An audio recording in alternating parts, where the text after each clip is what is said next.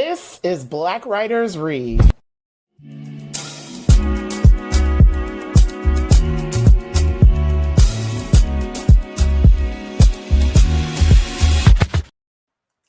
Good afternoon, everyone. I'm sorry, I just had to take a minute because I'm still so proud of the intro that I created for this series. Thank you all for joining me today for episode 2 of season 6 of Black Writers Read.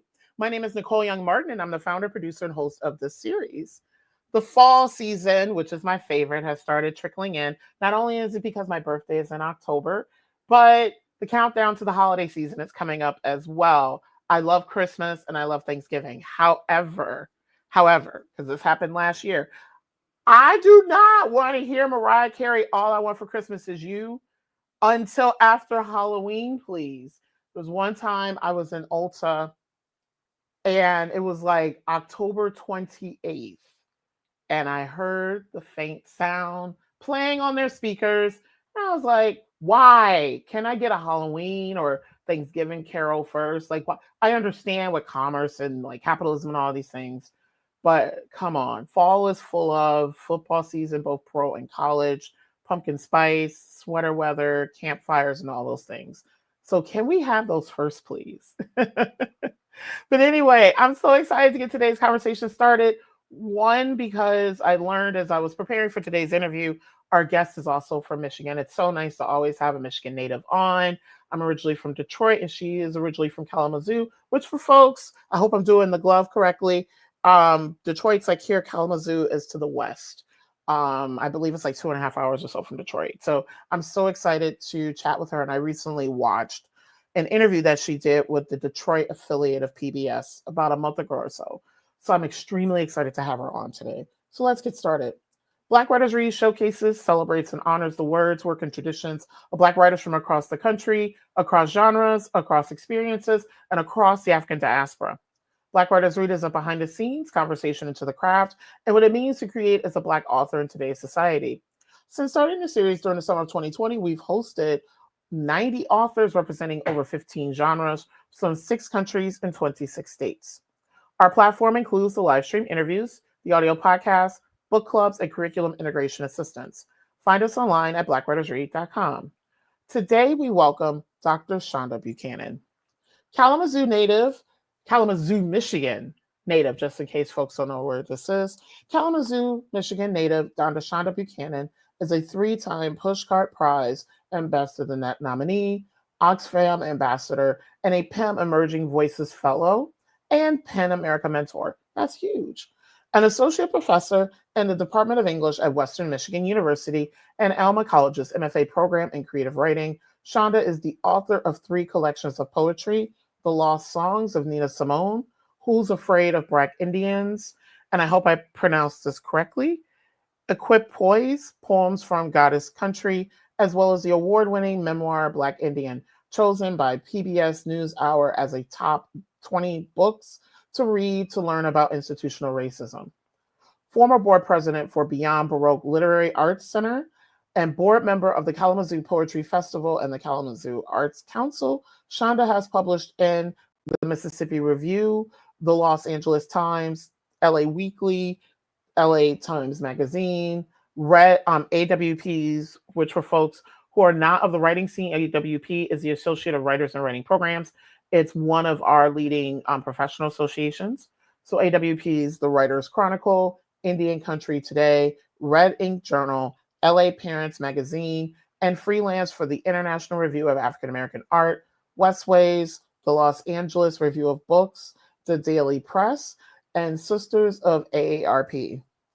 Shonda's forthcoming essay collection, Children of the Mixed Blood Trail, explores mixed race migration in North America. An English language specialist with the Department of State, Shonda is currently shopping a Black Lives Matter book of poetry, America's Bloodflowers, Poems, I love that title, as well as Artificial Earth, Poems and Essays about the first founding mixed race settlers of Los Angeles and California Indians. During today's conversation, we'll be chatting about her latest poetry collection, The Lost Songs of Nina Simone, and her memoir, Black Indian. In The Lost Songs of Nina Simone, Shonda Buchanan weaves a prism of language, sound, and light around and through the life of the incomprehensible concert pianist, singer, and civil rights activist. With this book, Buchanan is declaring this the century of the Black woman, providing a realistic glimpse into not only Simone's life, but the lives of Black women in America, past and present, and their choices in a myopic, unforgiving country. A grandchild of enslaved Africans, American Indians, and Irish migrants, born into poverty as Eunice Wayman in a traditionally large family, Nina Simone lived a life few Black American women lived during the Jim Crow era in the South, yet rose to ultimately impact the world with her creative genius and determined spirit. For those who have never listened to Nina Simone, please find her work. I would say not Google, go on YouTube and find one of her live concerts. I recently watched one to prepare for this interview. And also I'm a musician as well. Just even like if you can isolate just her piano playing. Brilliant. Oh my God. She was such a brilliant musician and someone who was not cherished in the way that she should have been when she was on this plane. The Lost Songs of Nina Simone is both an emotional and historical excavation of an artist's life, capturing the rise and descent of that life, including Simone's family history, her childhood, and young womanhood, as well as the addiction, mental health, struggles, and abuse. Published by Running Wild Press and released in May of 2025, The Lost Songs of Nina Simone embodies the rich legacy that pleats between the cloth of Simone's artistry, beauty, self-immolation, and rage. Published in 2019 by Wayne State University Press, shout out to the independent press at where I got my MFA. The Searing and Raw Black Indian is Amy Tan's The Joyla Club and Alice Walker's The Color Purple meets Leslie Marmon's Silko's Ceremony. Only this isn't fiction. Beautifully rendered and rippling with family dysfunction, secrets, deaths, drunks, and old resentments. Shonda Buchanan's memoir is an inspiring story that explores her family's legacy of being African American with American Indian roots and how they dealt with not just society's ostracization, but the consequences of this dual inheritance.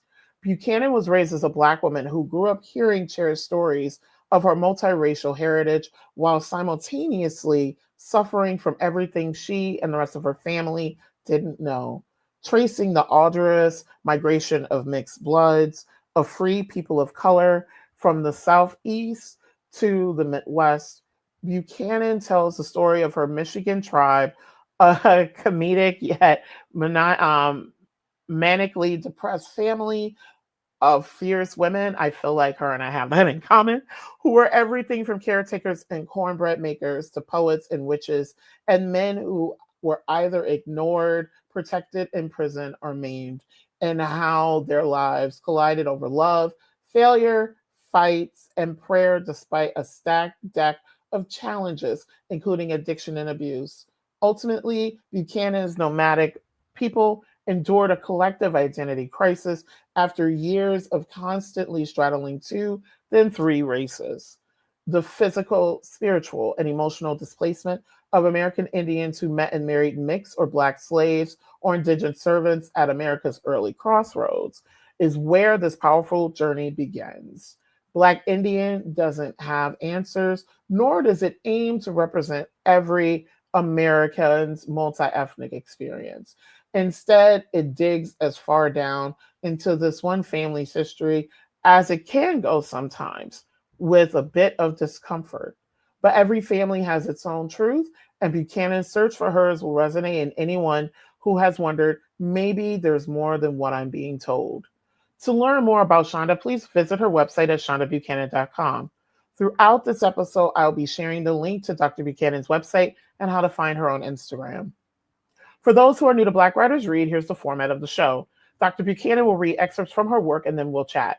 If time remains at the end, I will open it up to Q&A. For folks who are joining us, which we typically have viewers on Facebook and YouTube, please pose your question or comment in the comments section of your platform. I will keep track of the questions and either pose them to our guests at the end or find an appropriate place to insert them during our conversation. I'd now like to welcome Dr. Shonda Buchanan to the virtual stage. Good afternoon. Good afternoon. Thank you so much for having me, Nicole. I'm really honored. Yeah, and I remember you reached out to me and I was like, of course, I would love to have you on. I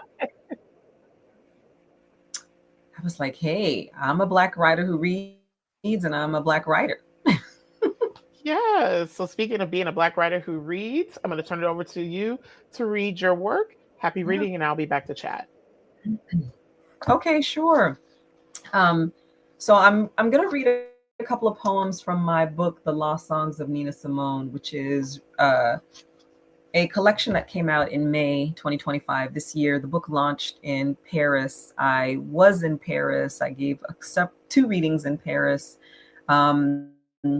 And essentially just really wanted to embody that sense and honor the feeling that Nina Simone had when she herself decided, I'm going to leave America and live in Paris and live in Europe and live in Africa, live in Liberia. And in the book, I actually talk about why she went to everywhere but here, essentially. A Black woman growing up in the South, Nina Simone, born in 1933, February 21st, 1933. What I say the Middle South, because she was born in Tryon, North Carolina. I just became fascinated with her music, her work, her presence, the sense of being a Black woman who knows who she is and knew what she wanted, which is, I want to be the first Black woman concert pianist to play in Carnegie Hall, right? So what led up to that journey is what's in my book, The Lost Songs of Nina Simone. I'm going to read a couple of poems because I want to introduce the feeling of Nina's ancestors coming to Tryon, North Carolina. And then I'm also looking at what Nina Simone herself says in the autobiography of Nina Simone, I Put a Spell on You, is that her ancestors were also Indigenous and Irish. So she always considered herself mixed race. So this first poem, Tryon, has that sense of the feeling of the Black ancestors coming into Indigenous territory, Indigenous country. Tryon. Hulking mountains slanted into peach tree sky. Sliver of hope skinned her ancestors' already wounded antebellum eyes as they looked up, trying to follow each last stone until it disappeared like a small granite fist into God's abysmal mouth. This place, a tangle of hard truths inculcating their faith, this wet amber of red oak trees, county grapes and swamp rushes, boiling sweet Carolina heat, wasn't anyone's first choice. But somehow they'd gotten here. Abacus borders erased, culled bodies weeping, with the scent of swamp and moon dust and a Black girl's not here yet breath. Her crimson slid up from their bare souls as they passed watchful alabaster giant, its tongue powdered in squash blossom blue. The mountain said nothing, recognizing their toasted, scarred skin, their thick, parched tongues freckled with an inheritance unmatched, unimaginable. So at another point, we can talk craft about how I construct poems. Poems like this, when you write about a celebrity, a high-profile person, they're called ekphrastic poems, where you're responding to the art and the artist. And so in my mind, that first poem, because when you enter Tryon, there is a mountain on the side of one of their little skinny roads, and that was how I was imagining that her African ancestors got there. And I do a lot more of looking at the ancestry of her people, because again, here I am as a writer, as a Black woman poet myself, mixed race, Indigenous, and I'm looking at what did it take to create a Nina, right? what did it take to get her here? And so so I'm writing poems for her grandmother, her great grandmother, her mother herself, who Nina Simone's mom, who was a reverend, and then also for her father, who was she was like a daddy's girl. And yes, and many people don't realize that when I went to her Nina Simone's home in Tryon, North Carolina, many years ago, she started playing piano at 3, and in the house that was set up by one of her fans, there was a piano there, and I just had this sense of imagining what it was like for Nina Simone to be sitting at the piano playing. And it's interesting. The first time I saw that, I said, well, how could you do that? And now I have sons. I'm so sorry. I have a daughter who has given me 2 amazing grandsons. And her husband, Andre Lewis, is a musician. And he started teaching my grandsons how to play piano when they were, 6 months old, 8 months old. They would sit on his lap, and then they would be listening or falling to sleep. And then eventually they started playing piano. So I was like, oh, this is how it happens. This is how it happens, that you teach a child a gift, such as give a child music, or you teach a child music. So what the next poem that I'll read is, it's called She Too Had Mixed Blood. And this is the poem where I'm looking at the state of the country and what it was like for one of Nina Simone's grandmothers, great grandmothers, right, to have a child at this time. So if Nina was born in 1933, then we're looking at that period. This is, this is Jim Crow time. This is, I say sometimes, I guess it's like post antebellum, really.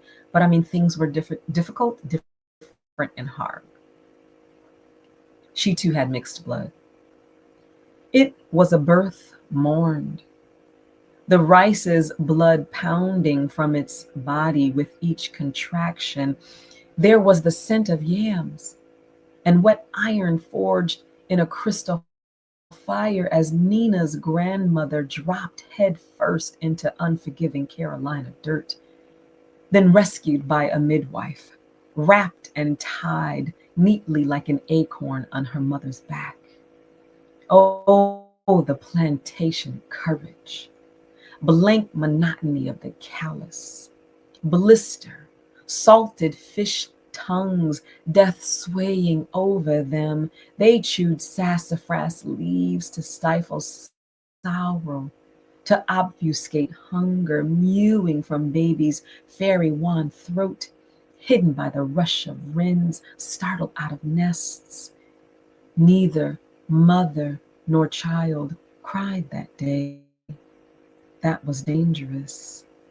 Another girl child, this one with Irish blood too, flowered like a red pulse. No one told the loyalist father who smelled like yeast and crushed cherries in the spring, who on that plantation smelled those red-black songs sliding from between their woman legs like cotton seeds from trimmering thumb-flicked bowls, who caught the melody of bleeding fingers, of sticky watermelon thighs. There was the scent of yams in their indigo palm lines, a map to the way home. I teach poetry, and it's interesting when I read my poems, I'm thinking, unless you do that explication of poems, unless you go line by line, sometimes a poem can be a little difficult to understand. But particularly in the last 3 lines, when I'm talking about there was the scent of yams, that's a repeat of how I began the poem. And I'm connecting with that image of yams, or the smell of yams rather, that Africa, and how yams were so important to particularly West African culture. Yams that had many functions besides just feeding us. And so that's a whole nother lesson. But yeah, it was such a joy to write this book and thinking about, again, like, how did a Nina come? I'm going to move up to a couple of poems where I'm actually in the voice of Nina Simone. And if you know anything about Nina Simone, and I definitely say, for those of you who have not listened to her music, please listen to something by Nina Simone, because a lot of the things that she's doing is giving us a place in a country that didn't want us to have a place, rather didn't want us to have that place. For a lot of women at that time, we were either domestic workers, right? My mom remembers going to people's homes here in Kalamazoo, Michigan, where I now live, and cleaning the homes of the Gilmores, of people on Rose Street, which is, if you're from Kalamazoo, you know. But she remembers her mom, her grandmother, her great-grandmother being domestic workers, right? And so that was the place and the status that we held, a lot of us held. And for Nina, it was, she was trained from 3 on. And then when she got her last piano teacher, Ms. Mazzy, it was, you can be a classical pianist. And that was the dream that she held. And we know that eventually Nina Simone did get to Carnegie Hall. Okay, so this is my my poem. Actually, I'll read this one. This is called Carnegie Hall, since I'm talking about it. And this is at a point where Nina is at the piano. She's got some fame. She's got some fame at this time, but she's also struggling with some things. This is she's with her second husband, and many things are happening in the country. And here she is, finally at Carnegie Hall after struggling to get here and playing. Carnegie Hall. Tenderly, fingers on unforgiving white teeth, pressing raped black bone, Nina taps foot. Black back ramrod straight, cloaked in cream gown, as prisms of melody fill hollow parts of her country mouth. Well, all right. Sea line woman, she drink coffee, she drink tea, and then go home. Sea line woman, dressed in red, make a man lose his head. Sea line woman, black dress on for $1,000 she wails and she moans. Sea line woman, she is again a child of the Middle South, crossing ragged train tracks in porous sun, not playing Bach, a queen haunted by her kills, returning to herself, excavating ghosts, clinging to salty Atlantic Ocean's crimson past, circling North Star axis of sound, vibrating in black holes, blinking in and out across the stage, plunging her into darkness until she lands. Sea line woman, sea line woman, sea line woman. Nina plays and pounds until her knuckles crack, throat aches until she spits and shakes.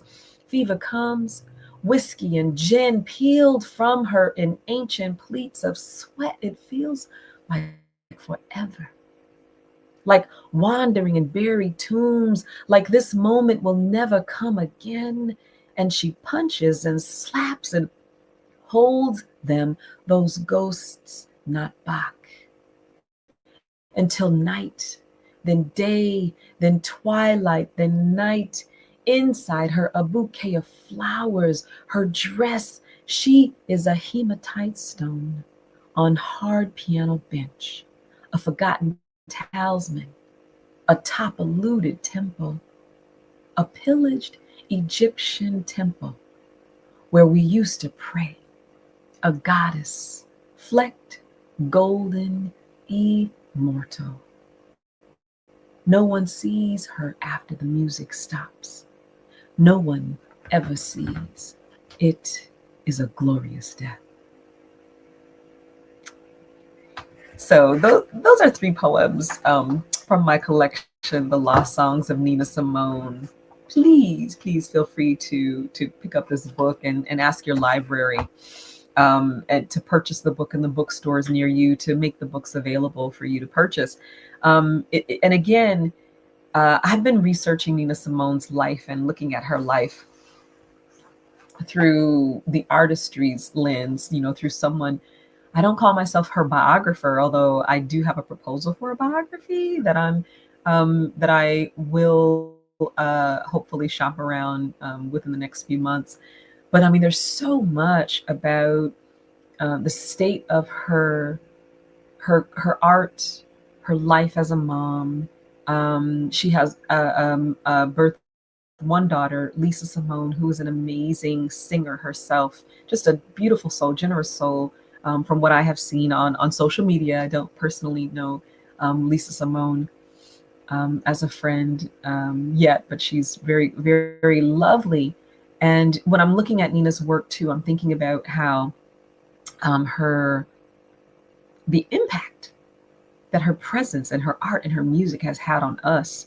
And if you read the autobiography, and if you read my book of poems, you'll see that she's not perfect. And in the poem, I was talking about, just it's, a goddess and everything that she did and sacrificed and gave up for us to create, to do her art, and eventually become a civil rights activist, right? So yeah, the power of language, the power of music, the power of art is in everything that Nina did, and hopefully it's manifested in that book as well. So I'm going to read just a little bit from my memoir, Black Indian. And I've given talks and lectures across the country, internationally actually, about the shared ancestry and the shared heritage of African Americans and American Indians in this country. And there are several ways that can happen. And Nicole and I were talking about it, and maybe we'll get to that question as well. But if you are if your ancestors were enslaved Africans who came to these shores, to North America, and if in any way, shape, or form, for example, we can go back to 1619, which I have that book on my shelf here.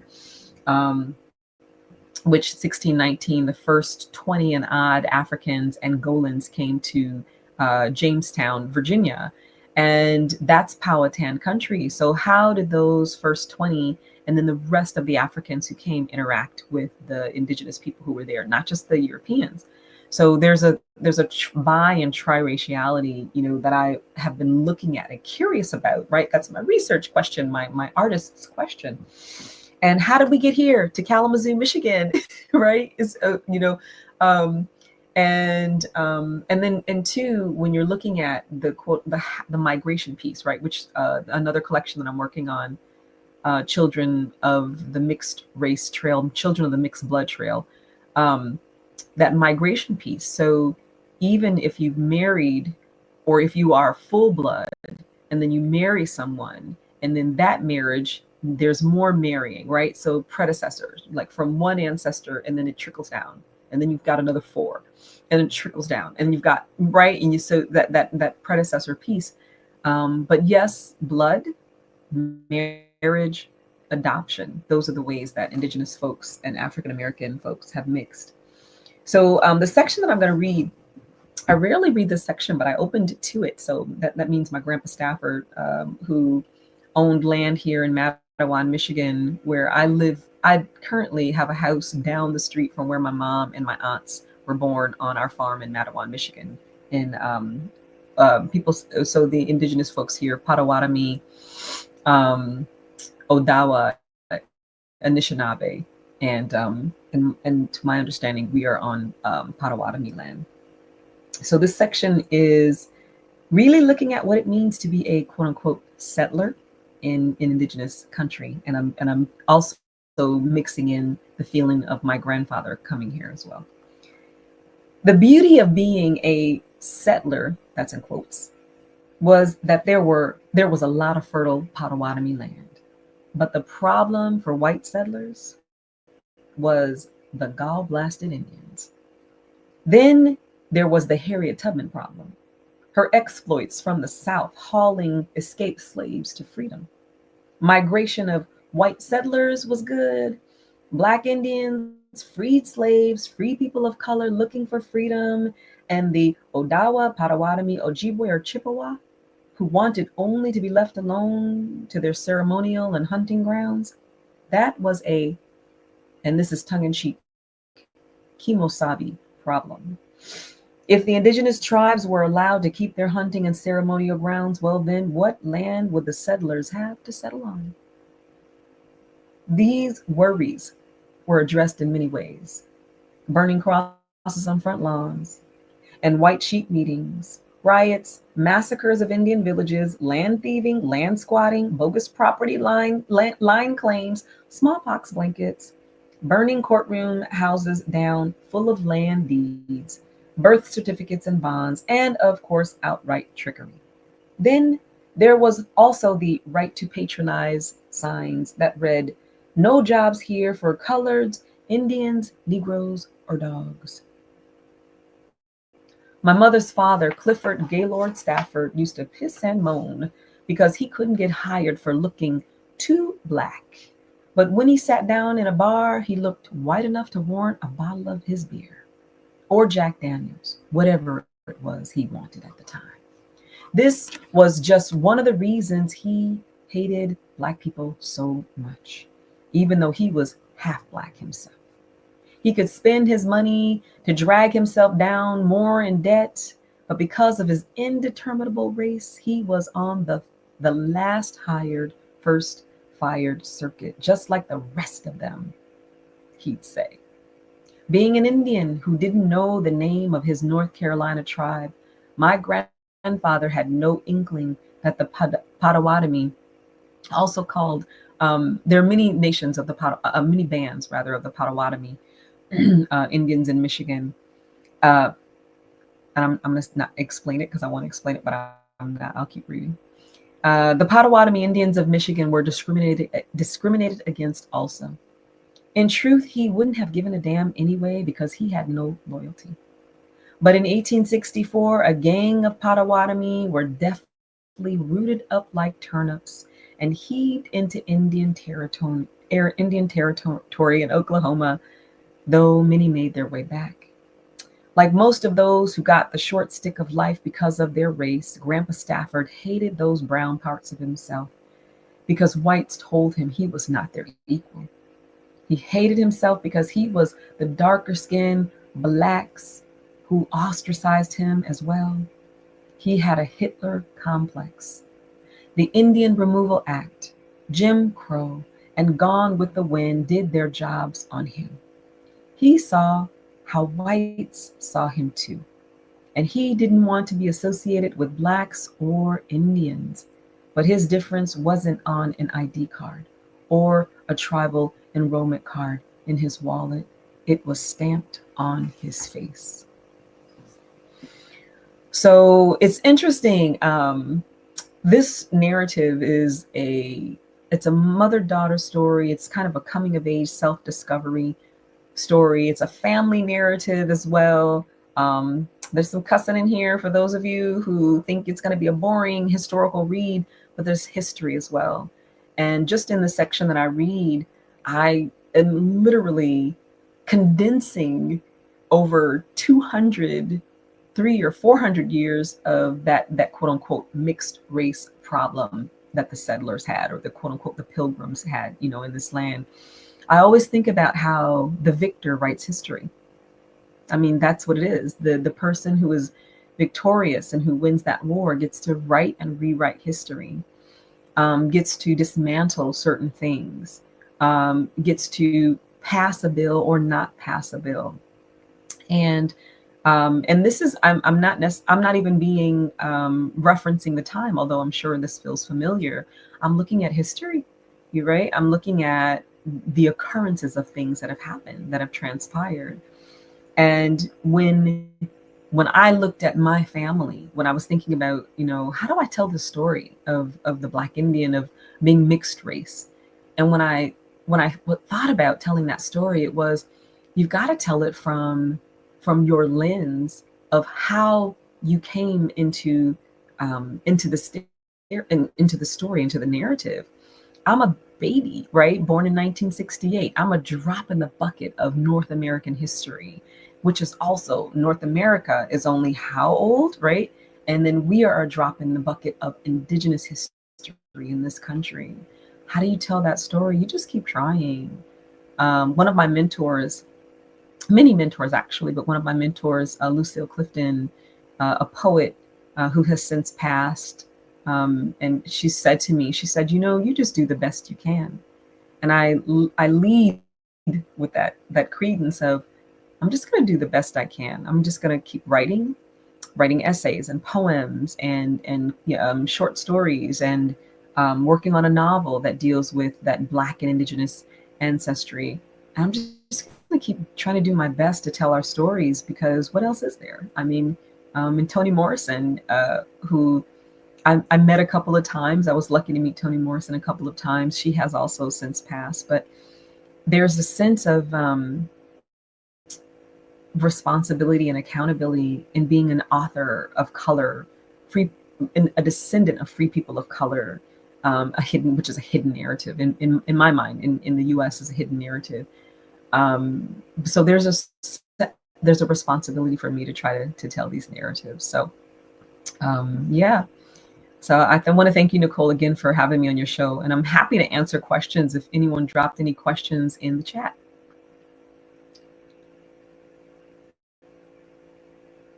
I just realized I was muted. I'm up here talking because I was like so in, oh my God, which I love. Thank you for performing Carnegie Hall, because it was actually your book and I've known a lot about Nina Simone for a long time, that I learned about Sea Lion Woman. And now that's like one of my favorite songs. I just was playing it on loop. I was like, oh my God, the song is amazing. Every song that Nina sang, she put her own mark and her own stamp on that song, right? I mean, there's so many. When I read in public, I usually open with a Nina song. So it would be something like, why you wanna fly, blackbird? You ain't never gonna fly. And so many people have redone that song, but Nina's version is always the best to me. Yeah. And I pulled up while you were reading, because I was just like, what have others been saying about her music? And The Guardian a couple of years ago posted, they did an article on her top 20 greatest songs. And I love that Mississippi Goddamn was number one, because that was the song I was going to reference during the interview, like listening to the piano intro and then listening to the counter melody of the piano and her singing. She was just so brilliant. Just, oh my God. Yes. I mean, that's one of the reasons I want to write the biography too, because there is no biography about Nina Simone from a Black woman's perspective, right? And she did her own, which she also wrote with someone. So it wasn't necessarily ghostwriting, but I want to tell that narrative. I want to tell the brilliance. I want to show the brilliance. I want to bring that to life in a concerted way, just like what we have seen in the last year. A book about Toni Morrison, a book about Octavia Butler, a book about James Baldwin. And Nina Simone deserves to be in that pantheon because of the work that she did and the work that her art has done. Yeah, and I love, because there haven't been any questions in the chat quite yet, but for folks, when you read it, The Lost Songs of Nina Simone is definitely structured as it could be a biography, because it's written in sections based on her life. And I have a question about the civil rights section. So there's a poem for Stokely Carmichael, and there's a poem for Dr. Martin Luther King Jr. And I'll save it for the question. There's so much we can talk about. So the first question I have for you, Dr. Buchanan. So I want to start off by asking, what is the origin story of the Lost Songs of Nina Simone, and why this particular title for this poetry collection? Which, folks, when you buy the book, because Dr. Buchanan is such an amazing educator, as you illustrated during your reading, I love the intro that you write for the Lost Songs of Nina Simone, where you talk about how you came upon her songs, how you went about the process of writing, connecting with her family and her history to write this particular book. Yeah, I discovered a cassette tape, as I write in the intro, to Nina Simone, a cassette tape, the best of Nina Simone. And I actually need to start carrying that cassette tape around with me so people can be like, oh yeah, there it is right there. So the first time I found it, I think my daughter had just been born. I was a young mother, and I played her music, and immediately it just pressed its words and its sound and the piano into my body. And it was, oh, mother never played Nina Simone when I was growing up. She was all into Stevie Wonder and the Marvelettes and Smokey Robinson. And, we're from Michigan, of course. So we, kind of Motown sound is what we grew up with. But it was something so different, and it transported me. And that's when my fascination started in my 20s, in my early 20s with Nina Simone. And even over the years, I've been talking to people about her writing just like little like baby Nina poems. And finally in my my graduate program, I took a magazine writing class, and the teacher said, essentially was like, what do you want to write about that you haven't written about before? And I was like, Nina Simone. So I wrote an essay. My professor said, this should be a book. And this is many years ago that he said that. And I was like, oh, really? So then I said, okay, maybe I should probably interview her. I am a journalist. I've been writing for a couple of publications. So maybe I should try to interview her.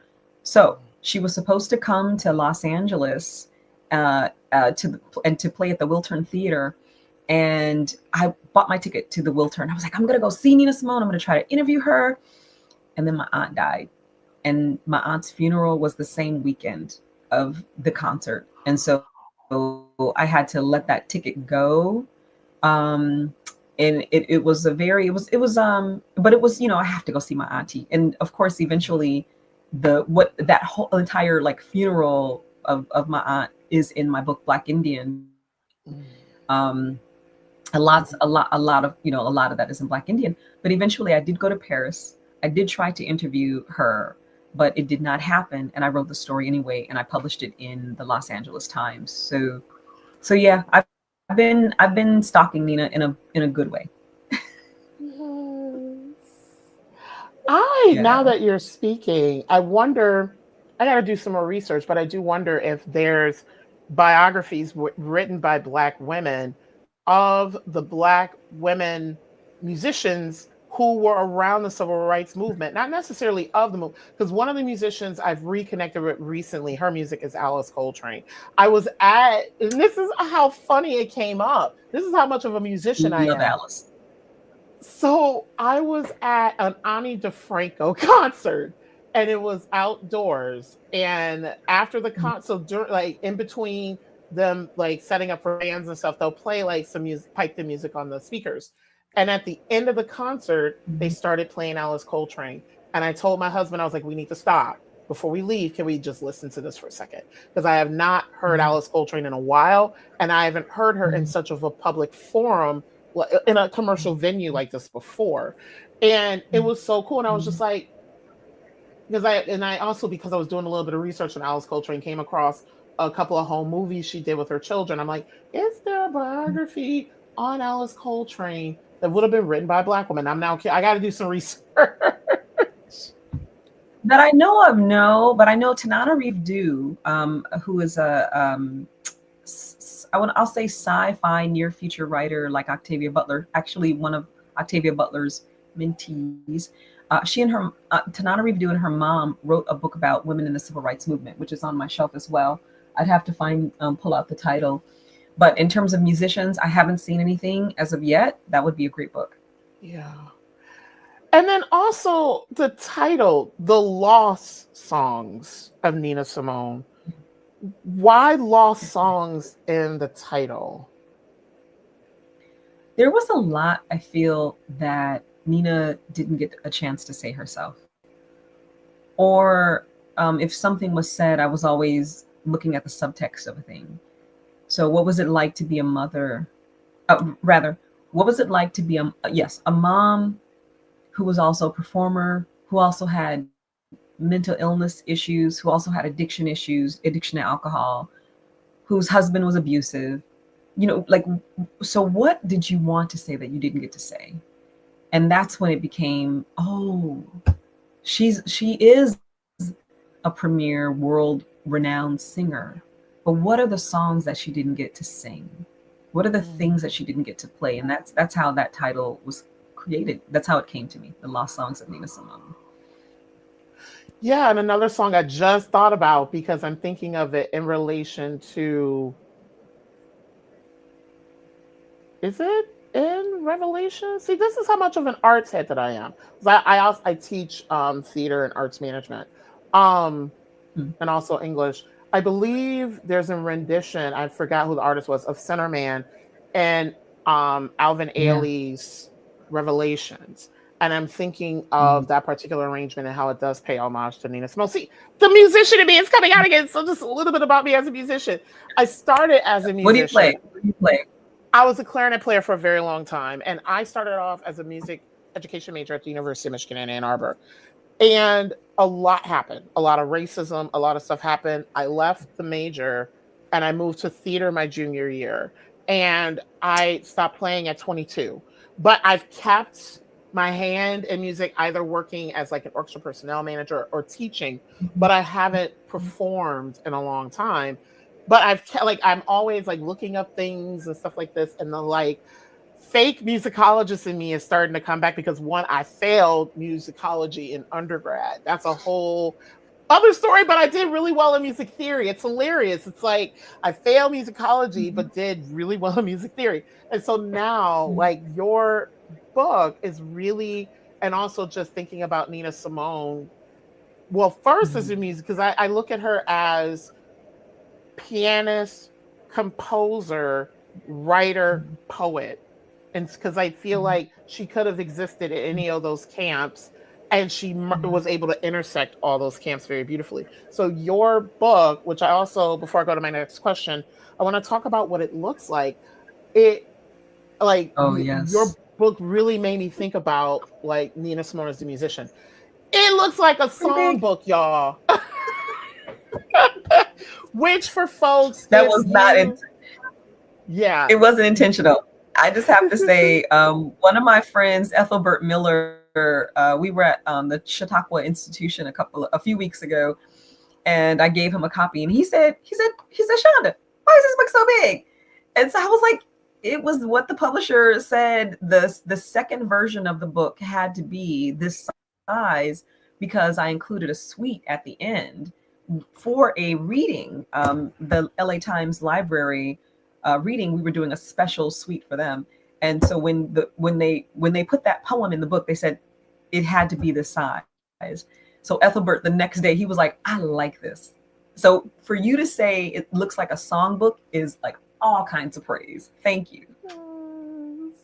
But I just love, especially and the sections of the book. And I left the book in the camper because I just came back from camping literally about a couple hours ago, and just the sections of the book where it's like Nina becoming a musician, Nina becoming Nina Simone, and looking at the poems that you wrote, paying homage to her as a musician within those. Like such a brilliant musician, and I'm glad that I wish Juilliard did this, I believe, while she was still alive, but Juilliard gave her an honorary degree after she passed. And I was just like, well, you could have let her into the school, Curtis, but Curtis Institute, like, Yep. Another defining moment that I really suss out in a couple of poems where Nina Simone, she left Tryon. She and her family actually left Tryon, North Carolina, went to Philadelphia, applied because she thought she was going to get in, and she got the letter, and the letter said, "We are sorry. We have filled our quota." And an uncle said to her, that's because they already they already got their one or two Black students, and that's why. So that like created like a little festered, like the first festering of, because I'm Black, I could not have access, and that festered in her. Yeah. oh yeah. And there was other racism that I faced in the because I was classical music as well, and I was just like, but now I'm kind of glad in the camp that I sit, because with classical Yeah. music, and this is something that I love too about Nina Simone, with classical music, the musician who premieres it, every musician that comes after them has to play it the exact same way or it's wrong. Whereas with Nina Simone, even with her Mhm. own music, as you mentioned, every single time, it was some different rendition every single time. And again, she was just so brilliant. Like, We wanted that. We expected that, and um, which was why there was always a duality. It seemed like, just watching her performances, there was, I know I'm a genius, I know I'm brilliant, I know I'm about to entertain you, but I am also someone who is suffering.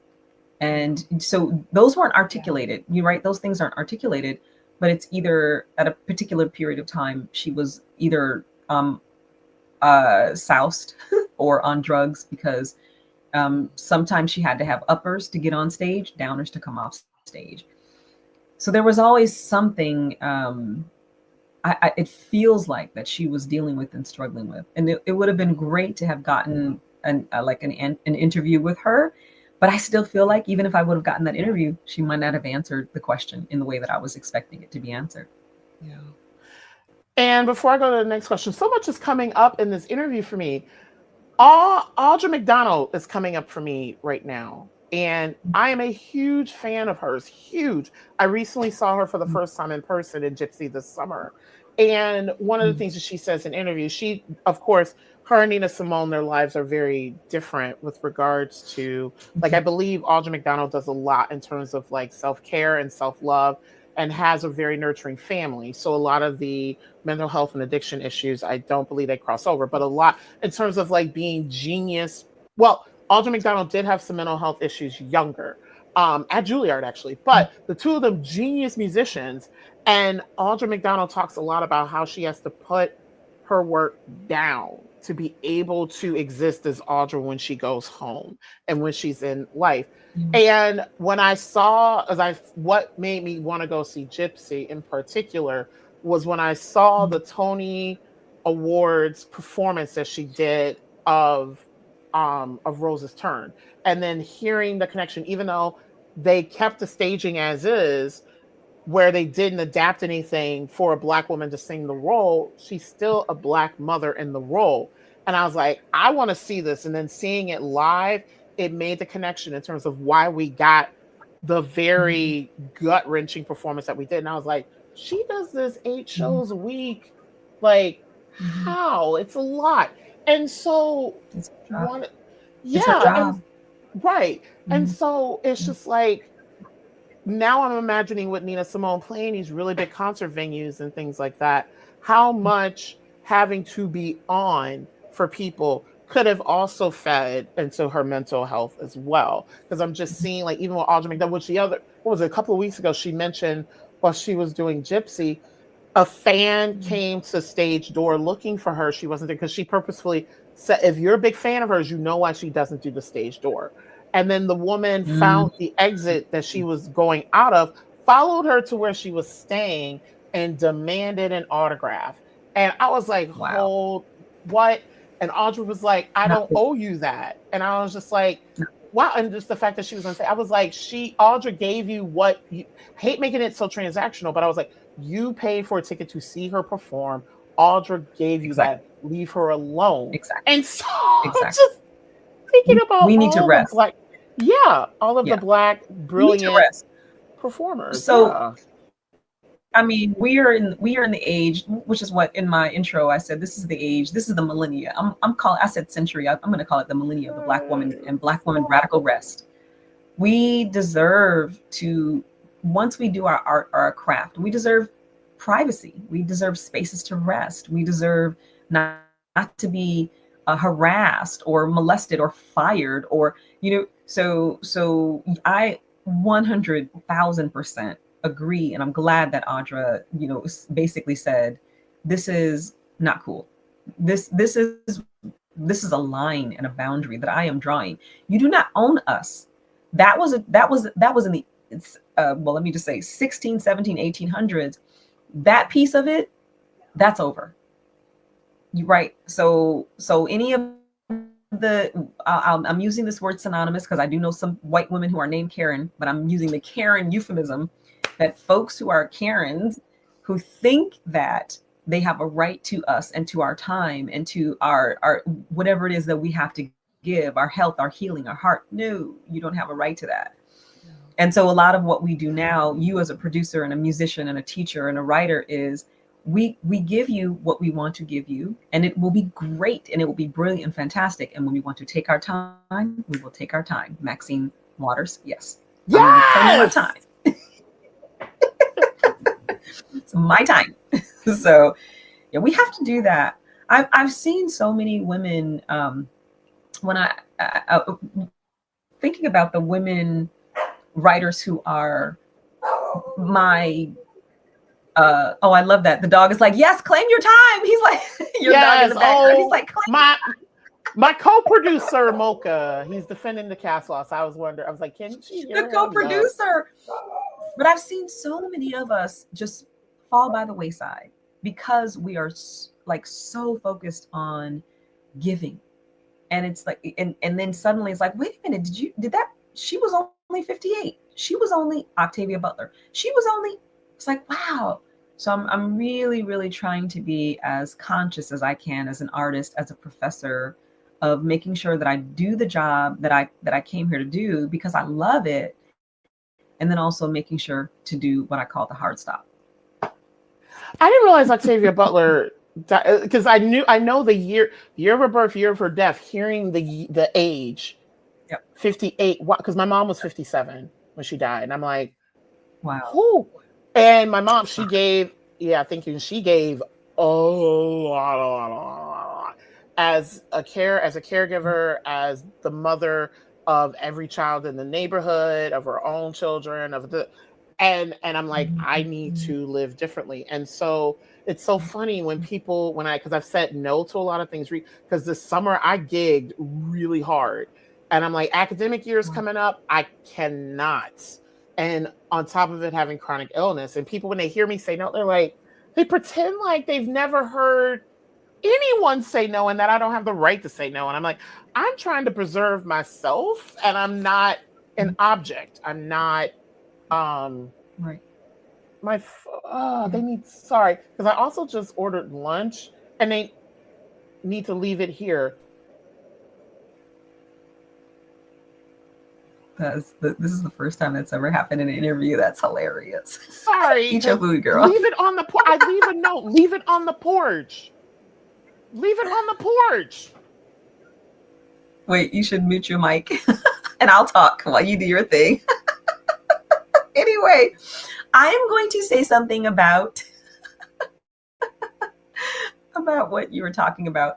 But I'm just going to move over to Black Indian because I need to just in the interview in a couple of minutes. But I am I'm working on the next book that I'm working on. I'm switching gears.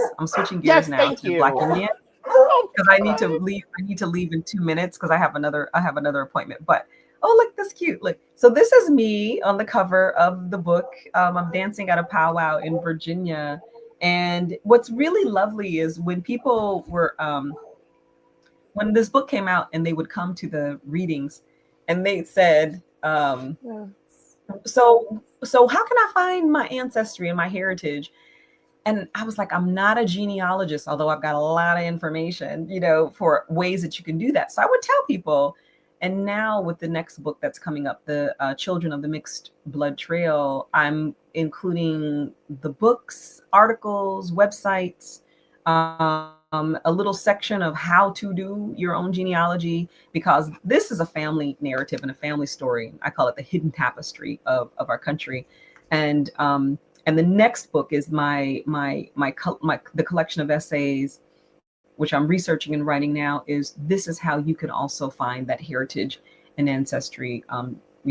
Should you want to drive across country and go to county clerk's offices and do your ancestry.com, search. I mean, there are ways that you can find this. It's just, it's doing your due diligence. And so I'm hoping to encapsulate some of what I've done in that next book. So hopefully if it reaches 2027, Wayne State University Press, under contract with that book. And then I have a novel that I'm working on as well, which the novel is finished. I'm in the last editing phases, and it deals with that Black Indian connection too, but it's a ghost story. So those are a couple of projects that I'm working on. Yes, thank you for the segue because, and I'm going to edit this out when I do the audio. And I purposely, like when I ordered my lunch over an hour ago, I say, please leave it on the porch. And I'm like saying to the guy, and I'm like, I'm not leaving my computer, leave it on. And he's looking at me like, what? And I'm like, oh my God. But Dr. Buchanan, thank you so much for joining us and for writing, for especially being a professor. Like I'm imagining your students are beyond blessed to have you. I hope they feel like that. I They, hope they do I do. need Put that. do I need to I'm like, put talk to that in the them? evaluation. Yeah, no, they do. I think they do. I do ask them like, how's class going, everyone? And they're like, wow, that was a great class. So this is really fun, or I'm learning something I never thought I would learn. So yeah, so I think I'm doing a good job. Oh, good. Thank you. Yes. Thank you for having me on your show. I truly appreciate it. I love being in the pantheon of authors, Black authors that you've brought to this show. So thank you, thank you, thank you. Yes, thank you so much. And I'm going to go ahead and wrap up. And I'll touch base with you again at some point because I know you have to run. Okay. Sounds good. Yes, thank you so much. So thank you all for joining me for episode 2 of season 6 of Black Writers Read, which I love how I have not coughed this whole time, y'all. Now I'm starting to cough. I'll be back in October with a fabulous lineup, including a marathon for National Black Poetry Day on Friday, October 17th, featuring Black male poets. More information on that is going to be out soon. Support Black Writers Read by subscribing to the YouTube channel where many of you are joining us from today, or the audio podcast, which is available on Apple Podcasts, iHeartRadio, Spotify, Amazon Music. Also, feel free to drop a review on those platforms as it makes it easier for others to find me. The algorithm, y'all, the algorithm is so important. Also, if you are able and so moved, please support me on Patreon. You can find me on Patreon at Black Writers Read. By supporting us in these various ways, you're helping to sustain the platform, which is independently produced and self-funded. Visit blackwritersread.com to learn more about the podcast. Thank you all for joining us today, and more importantly, for ensuring that Black authors continue to matter. I will see you in a couple of weeks.